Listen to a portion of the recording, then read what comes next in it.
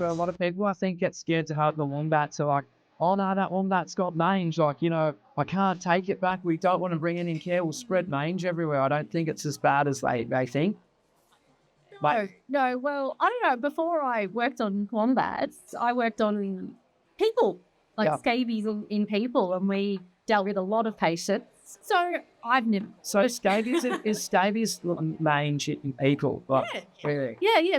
Mange is what we call it in animals, and then it's scabies. Oh, I didn't know that. It's the same mite. Yeah. They just have different host versions. Oh, yeah, so I can catch mange. I know one of the other wildlife carers said she'd caught mange 3 or 4 times. Do you treat it the same way? I'll just put some cattle drench on me and I'll be right. No. Surely I can just drench. We get lots of email from people that do that sort of stuff. No. Yeah, no cattle drench. It's a good question. That's probably the number one question that we get. Can you catch it? You can get definitely irritation from it. But the theory is that the mites become really adapted to the host. So the wombat mange is their own special flavour, and it will kind of cause irritation. Like if the mites crawl on you, they'll try to burrow into the skin. Yeah. But we're quite good at resisting that. They won't normally establish. So you've got the female mite, and they will lay many eggs, each day. Yeah. Probably, at least 8 to 10 eggs a day. Yeah. It's really weird when you see them. You can see them do it, on the. And where do they put the egg? Do they push it under the skin or this on top? The mite will burrow in and will eat the skin, right? Yeah. And then lay. Make a little wombat tunnel into the skin. Oh, yeah, this sure. And then they'll lay their eggs in that burrow, and then their eggs will hatch. Yeah. So you think if one mite can just make 10 to 20 babies, and then multiply that by 1,000. Yeah. And if it's not being controlled, if the immune system's not kind of killing those mites, the mites are going and they're munching on the skin, right? Yeah. And so they do eat. They do. Rather than suck blood like a tick, they eat the cellular. Yeah, they actually digest the skin cells. And that kind of sets off a reaction in the wombat. They're trying to come and repair that damage. And then you get more kind of cells. It swells up. And the skin, I guess it's trying to repair it. Yeah. But what happens is you get this scab crusting response, which is an abnormal immune response. Because I notice it always the worst.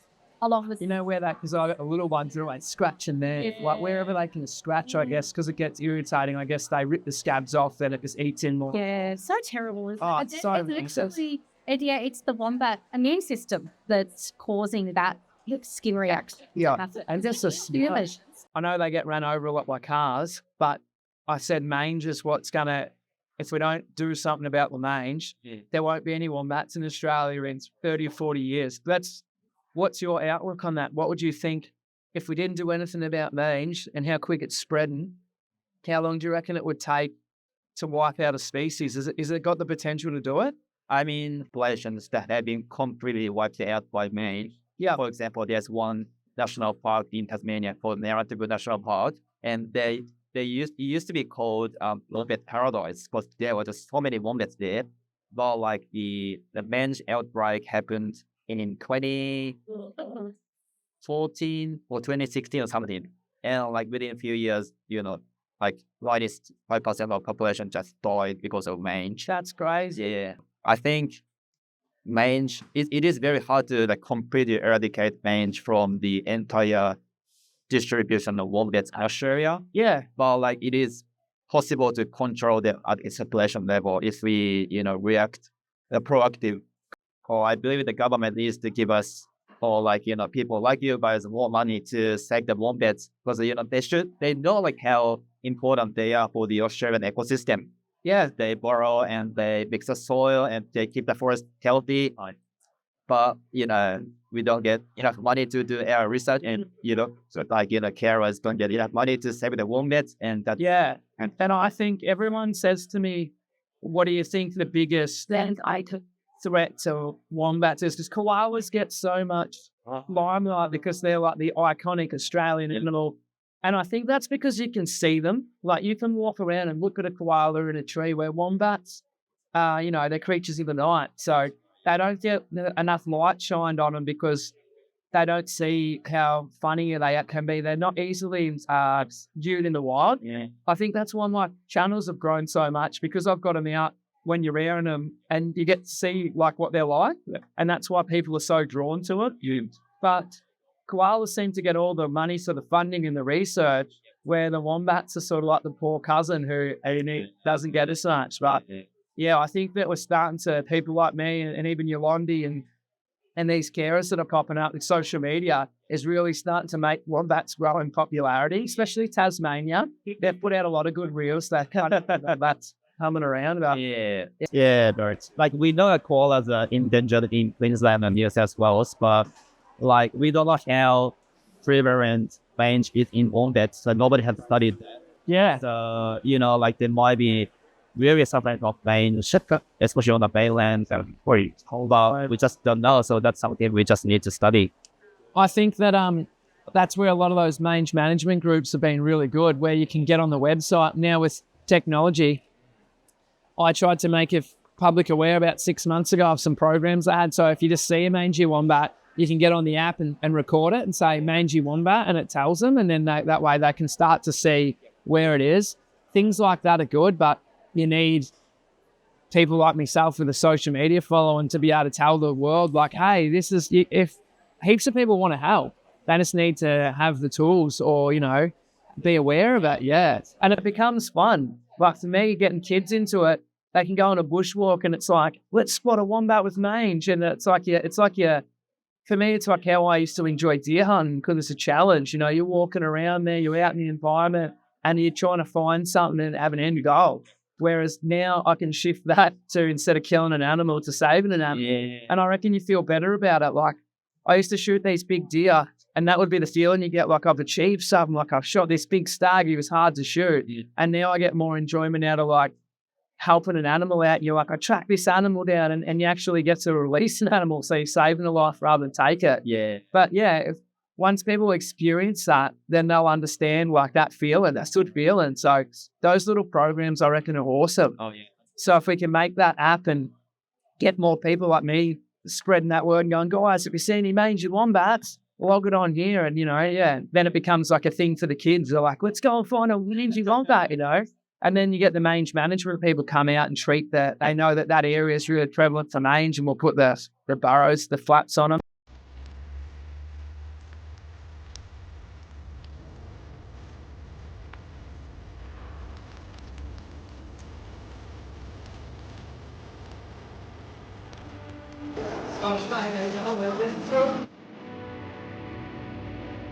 Well, I've never been somewhere where there's a fridge full of venom before.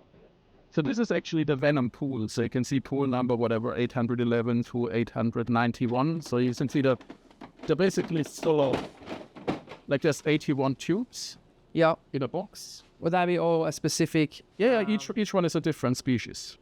And so this is the venom itself, like in sort of these two drawers here.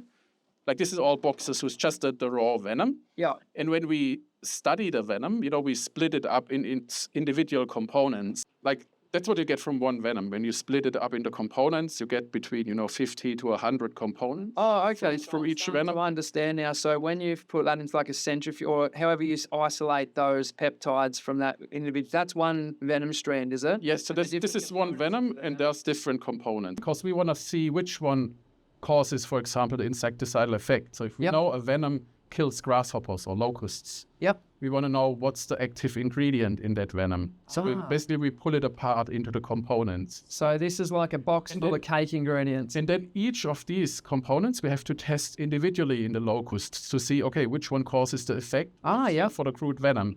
So, from testing one venom, you go to testing 50 fractions. Yeah. And then it might say, okay, whatever, this is your active fraction. And then we can study that and determine, is that pure? Is there only one component in there? Or are there still 5 or 10 components in there? And that's how you make an insecticide that can target one species using that ingredient. Yes. You'll study. This is a common question. I don't know how much you got access, but you know how you get the daddy long legs? When we were kids, we were always taught that they're super venomous, but they've got fangs too small to bite you. Is that true? then how do you know they're venomous? I don't know. This is what I always question.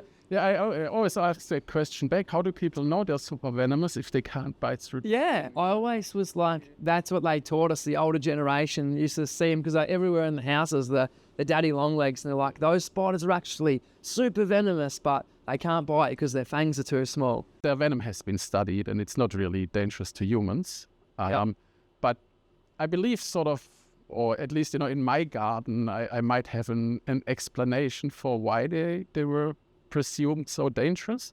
Because I had like a compost bin once, and there were lots of, when I opened the lid, there were lots of redback spiders underneath the lid. And after some time, they will all be replaced by the daddy longlegs. So they ate them.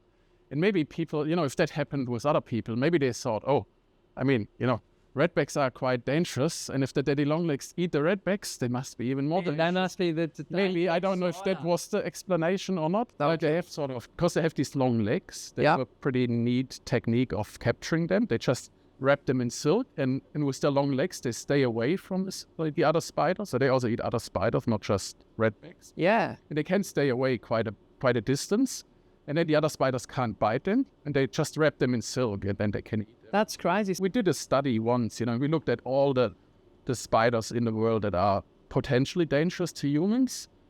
And we did sort of calculation how many of all the spiders are potentially dangerous to humans, and it's less than 0.5%.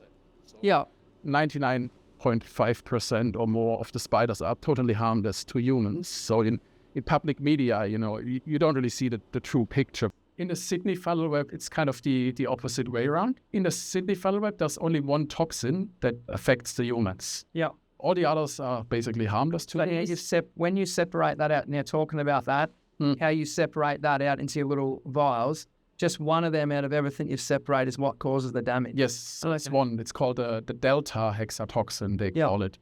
And this originally, has evolved from an insecticidal toxin. It's still insecticidal. So when we isolate a toxin, when we test it in insects, we can kill the insect. Jesus, kill the insect quickly. Yeah. But eventually, it has evolved into a defensive weapon to fend off like vertebrate predators. Yes, that's what we believe. And because it can also target, like human receptors, for example, like it targets the human voltage-gated sodium channel in that case. And so what we noticed is for the males, they can make 6 times more of that particular toxin than the females. And one potential explanation could be, like the females, they sit in their burrow all the time. They come out at night, maybe wait for prey to walk past, grab it, and go back into the burrow. Yeah. But the males, when they're fully grown, they leave their burrow and go looking for the females. Yeah. And that's when they're vulnerable, right? So they need the potent venom to warn everyone else. It's funny that, isn't it, that we all gravitate to like the most dangerous thing. Like, it doesn't need to be dangerous in the sense, that they kill humans. But most of these animals actually have evolved their venoms to kill other, little critters. So spiders eat insects. So mainly, their venoms contain toxins. Yeah. That kill the insects, so insecticidal toxins. And that's actually what my lab is sort of focused on. So we're looking for insecticidal peptides to be used in agriculture as bioinsecticide. The big advantage is these venom peptides. They are made of amino acids. And amino acids is like the building blocks of life. So everyone has them in their body. And all your proteins are made of amino acids. And that means these peptides, they can be biodegraded. So like in your body or out in the nature, they're completely biodegradable unless the chemical insecticides that we're using that leave residues that enrich in the environment, that accumulate in the soil in other animals. So the toxins from the spiders don't do that. Like UV light will eventually degrade them, or enzymes in your body and other animals in the environment will degrade them. And that's the big advantage. We're not spraying anything that accumulates and causes harm to beneficial animals. And other things we wouldn't know about. You see that with a lot of chemicals, isn't it? That we use it now and think it's good, and in 10 years we're like, whoa, that chemical's caused damage. Yeah, wasn't that good? Wasn't it good after all?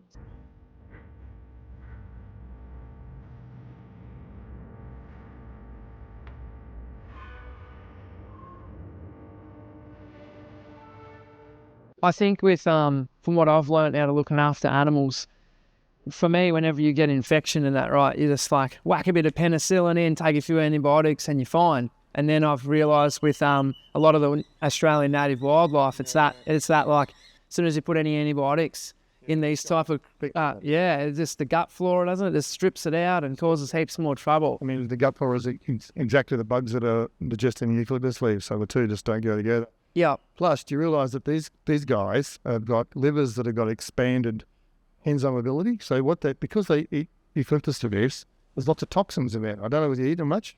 No, I haven't eaten any, not today anyway, yeah. And so they've developed lots of enzymes to break down the toxins in the eucalyptus leaves. So obviously they've had to do that to survive. Yep. But therefore, when we give them antibiotics, they break the antibiotics down.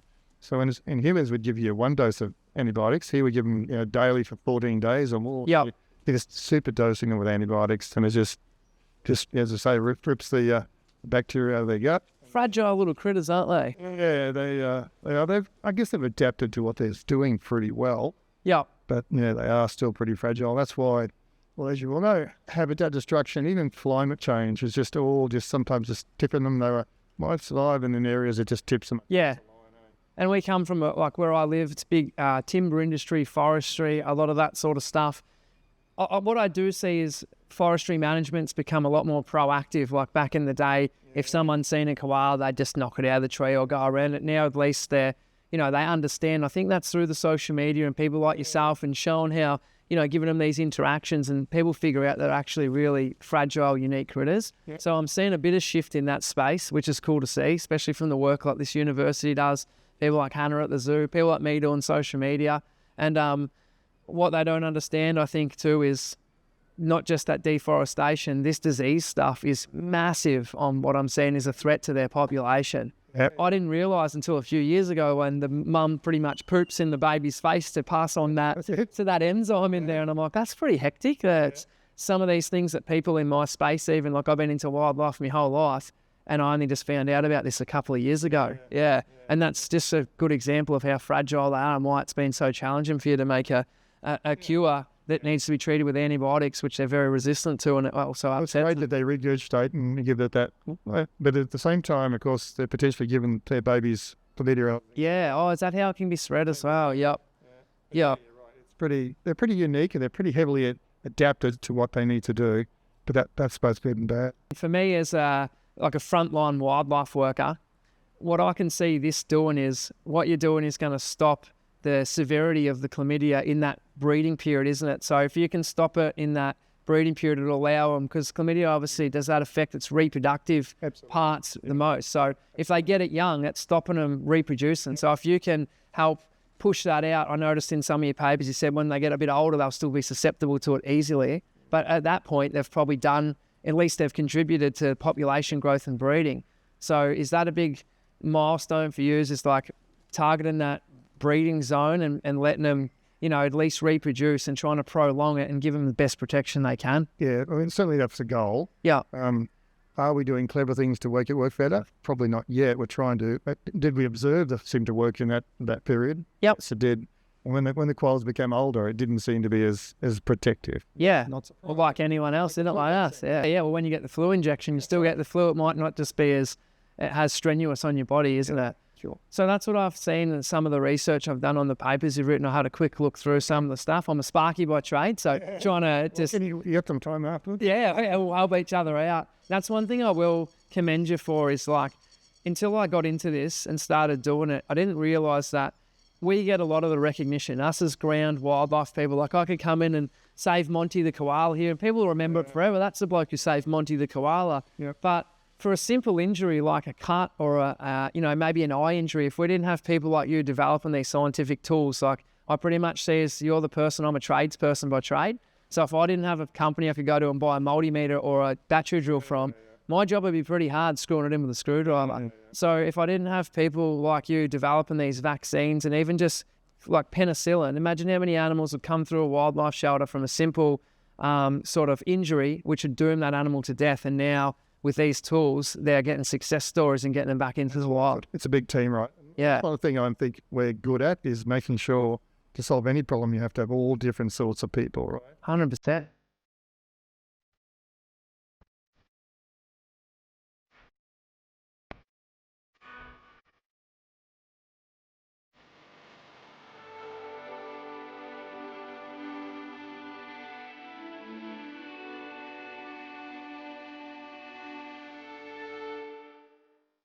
One of my first bites at the zoo was actually from a koala. So the question you get all the time is, oh, like the reptiles bite you or anything like that. And I tell everyone every time, it's always the koalas that do the most. Even if you like think you're doing the right thing and grab hold of them, you can do like internal damage and stuff. Is that because they have no fat or something? They're very exposed. I don't know if because I guess there's not much fat in these these leaves. Hey, it's just those ribs are just so sensitive. It's almost like if you think about it with the kangaroos and the wallabies, those rib portions, they're not meant to be held. They are just very thin, not great to grab onto them, because our koalas' strongest parts are their arms and their wrists. That's what they... I know that when I've been wrestling them lately, they're pretty powerful. So that's where we're taught to grab them from. If we are going to handle our koalas, we're taught to handle on the wrist, because that's the best way. That's the safest. So you would like reach over and grab him here. Yep. Wrist. Are you behind me?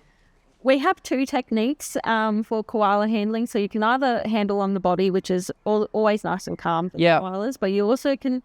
It's quite common. You'll see it on the arms. They'll hold the koalas on the arms. Because what you got to remember is the ones I'm getting are already stressed, they're wild, and they're normally angry.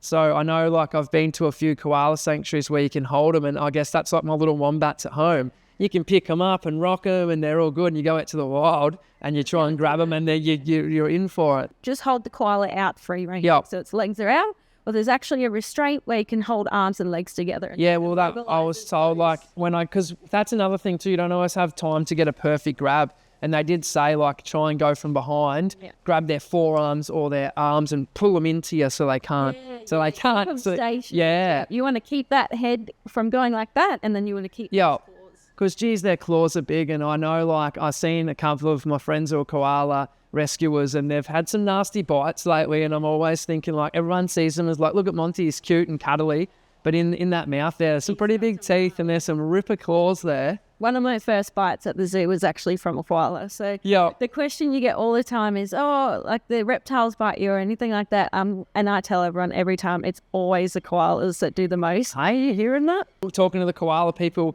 poo's like their best friend. They're like, we look at the poo, and I'm like, oh, are you just creepy or what? We don't look at it for age.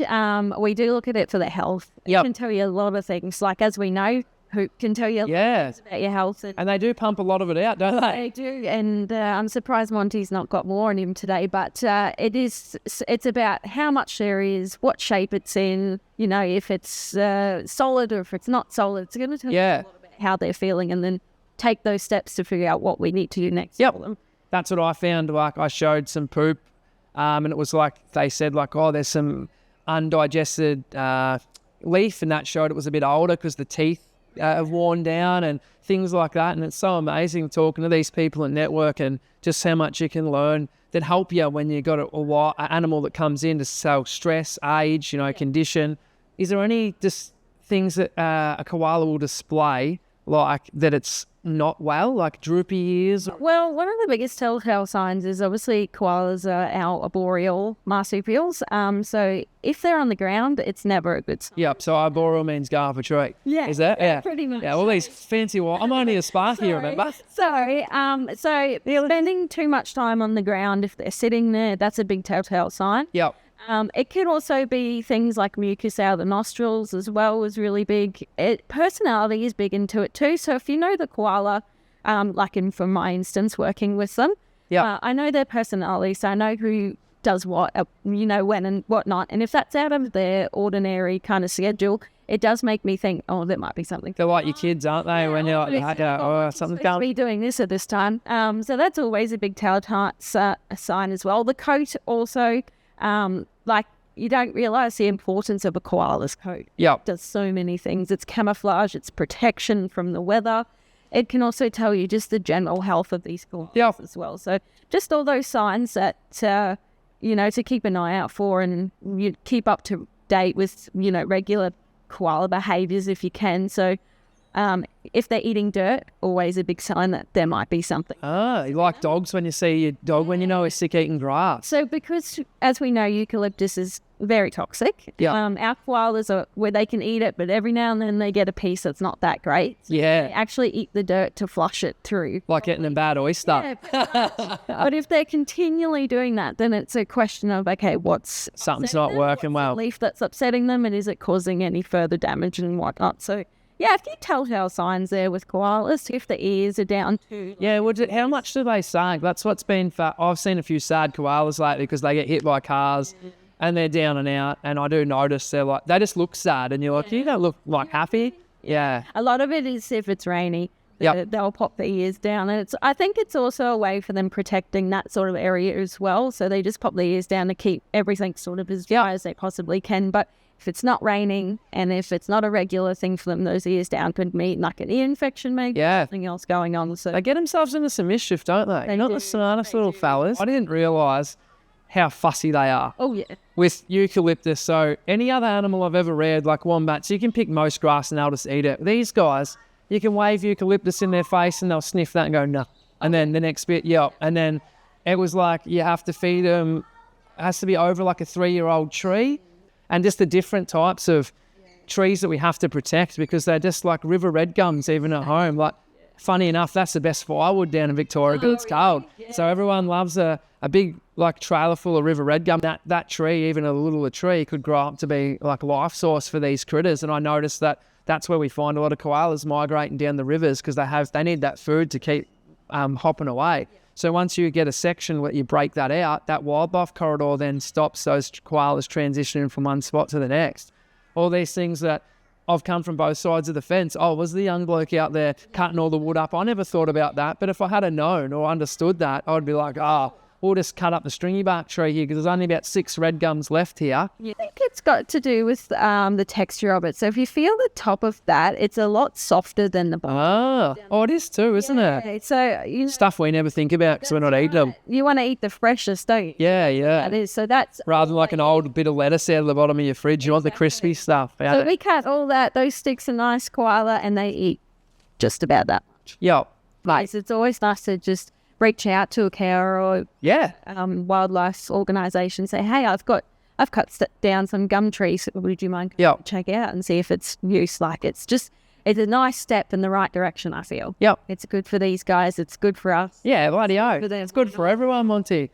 Oh, wait, one more question. If you had to choose, don't be biased. If you had a baby wombat and a baby koala, who do you think would be the cutest? I almost was going to answer that too fast. A wombat. See that? Yeah, I like koalas, but we've got a very special wombat at our zoo that she's kind of done it for me for wombats. Yeah, I reckon they're the best. I think that's why we call the koalas the tree wombats. People get to see koalas, right? So you can walk around during the day and see koalas from ground level and they look cute and you can observe their behaviour. Yeah. I think wombats have missed out. Yeah. Because they're nocturnal and they're secretive and they live in like thicker areas. Like the kids in that growing up, we never got to like watch a wombat waddle past and do all its funny stuff and roll over. And I think now with these videos and this spreading this like these moments, people really falling in love with them. So I think like they're starting to rival with the koala. I still love you. Yeah. Well, you heard that. Like, don't be naughty now.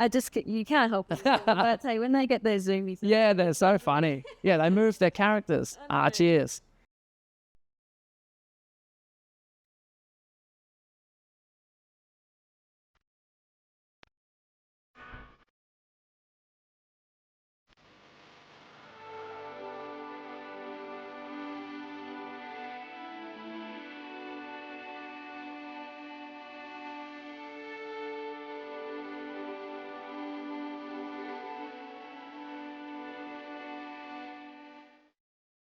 Just give me the dimensions of the project that you're now involved with compared to where you started.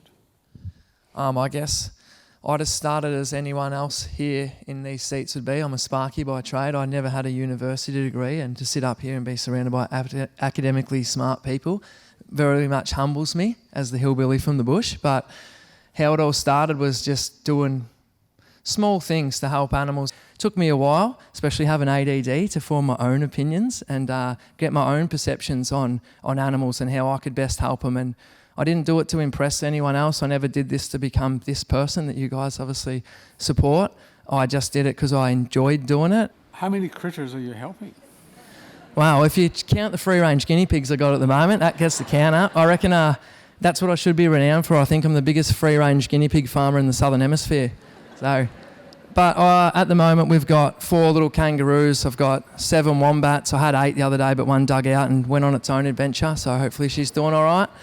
And I've got a turtle, so right up your alley. And a couple of tawny frog mouths and a few other little critters. But a lot of my stuff is one day you can put 2 animals back in the bush and the next day 3 more knocking on your door. So I've probably got about 50 in care at the moment, all up. But your philosophy is this is about getting animals back into the wild. Yeah, so in Victoria, it's hard to understand this sometimes because a lot of people that love wildlife, or you wouldn't be in this space. For me, I have to get an animal to a position where it can be rehabilitated so it will make it in the wild without your intervention. So I found out that in wildlife's rehabilitation, time is your biggest asset. You can get all the money you want, you can get all the facilities you want, but you're only one person and you got to make those hard decisions. It's like this animal that came in all busted up, I could probably, utilise my time and get it back, but it's going to take so much time and effort when I could probably in that same time rescue 3 others that I know will make it. And that's been a pretty challenging space for me is because you don't have the resources. There's not enough wildlife carers out there to shed that load, is you really have to make hard decisions. And that's been pretty hard for me when you, I don't know about you guys, but if you got your little puppy and you brought it home and you kept it in your family for 2 years like we do these wombats, and then one day I turn around to you and say, tomorrow you're going to have to go and dump that puppy in the bush and you'll never see it again. That's pretty hard. And even for Amber and my little daughter, being from a farming background, I understand it and I'm used to it now. What I've learned to understand in this space, especially with social media, is if you're one person, like for me, I'll personally maybe save 1,000 animals in my life. So that's good, and I'll feel good about that. But if you can influence a lot of people, doing a little is the same as a small amount of people doing a lot. And what I understand now is to try and educate the people that you don't have to have a farm like I do and spend hundreds of thousands of dollars and build all this stuff up. Just as a person in the community, if you can get those kids interested in going out and spotting wombats with mange, or, it might just be like getting out of the car and checking a wombat for a joey and dragging them off the road, which stops other animals coming or stops other, hazards happening. You don't have to do much, but if we can get heaps of people doing just little things, and how that there's so many good people out here that want to help you. They just have to know that you exist to help you. And then Instagram built a little Reels window which allowed you to put 30-second clips up.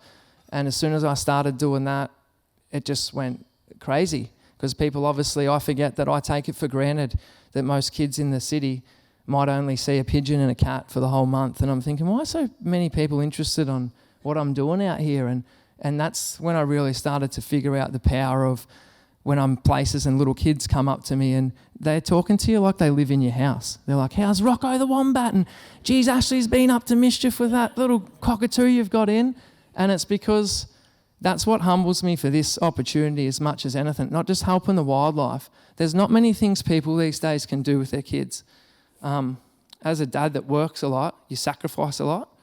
And to know that they're coming home every night and sitting on their dad's knee and then they go, let's watch the wombat guy. And to know they're getting that connection with their parents in this day and age when everyone has to work their butt off with costs of living and all that, that's as special to me with that relationship because I had that with my parents as saving the animals themselves. Is regulation and risk averseness getting in the way of volunteering for wildlife caring? Massive. So what I couldn't understand is why is there this big gap? Like, I'm 38, so I'm getting old in the tooth. And I keep thinking to myself, okay, we'll just change the mind about it. Fine. But I keep thinking to myself, why aren't I seeing young people doing this stuff? Like, why isn't there more Josh Neils out there? And why all these? I know you get greener as you get older. Anyone that's getting to my age, I'm doing stuff that I used to do, and it gets hard, especially with, I think you just get more empathetic, maybe, or soft, one of those two. 1975, they brought in a Wildlife Act in Victoria, and what that did is it protected the animals, right? Which is awesome. What it did, though, is it fenced the everyday person out of having those interactions with wildlife where they could grow these positive interactions, which when you get that, you become involved, invested, and with that comes empathy and compassion. So I kept thinking, my mum, everyone that's born, that's sort of 50 years old now has a story. Like my grandma, we had wombats when we were a kid, or there was a wallaby we helped and we reared it. And that's how they got all these stories. And when you have and spend that time with these little animals, you really invest in like their little journey, and you think, oh, they're not what I thought. Like all I knew about wombats before this was like, shoot that bugger before he gets down the hole. That's all we knew, because that's how I grew up. And then form my own opinions on that was through these interactions I had. So what that Wildlife Act did is there's a big gap between people that are sort of born in the 80s to the 2000s, where because they never got these experiences at their grandma's house or out on rural areas to interact and have hands-on experiences, because the regulations stop that, once you have these interactions, you want to help out. You really see them in a different light. And I think that's been a big thing for me. I had no one's videos to watch of the cute little wombat running around, jumping in my dishwasher, causing me heaps of trouble. So you didn't become invested in their story. So when I went out and did those things when I was a kid, I didn't do anything I seen was cruel, but I did stuff that I look back at now and go, why did I do that? So like we'd go out and shoot the wombats for the farmers, which I still understand they can do damage, and you can see why they need to cull them in certain areas. But I was the kid when I was driving up a national park, one would run across the road and I'd run it over and go, yes, got another one for the farmers. You think I don't look back at that now and go, what? Why did I do that? And it's because I had none of this. I had none of these forums. All you are is a product of your predecessors. And I think that's been a massive thing, that the regulation's been really good to protect wildlife from big industry, but it stopped the general public having much control on doing and contributing to the space, because they're fenced out. If you get caught, by God, if you get caught like bottle feeding a wombat without a licence, you nearly go to jail these days. That's what I'm here to advocate for as well, is in trying to involve the farmers and these landowners. You've got to understand that these people, they're the ones that are going to make a difference. They own the land. So we can advocate as much as you want if you don't control the space, but if we can get conservation and farmers to have a good relationship, for mange management's a good example, you can invite them onto, the farmers will invite them on and go, yeah, go and treat the wombats up the back. But at the moment they're so scared because there's such a divide. They're like, I'll let you on to treat the wombats, and you'll whinge about how I'm keeping me calves out the back. So I'm trying to like bridge that gap and make people understand that these people are pretty compassionate people. They wouldn't be shooting kangaroos if they didn't have to. They don't wake up in the morning and be like, can't wait to kill some shit today. They're good people as well. Getting these opportunities to resonate with people and hopefully inspire your kids to grow up and be someone like I am, just an everyday person trying to help critters.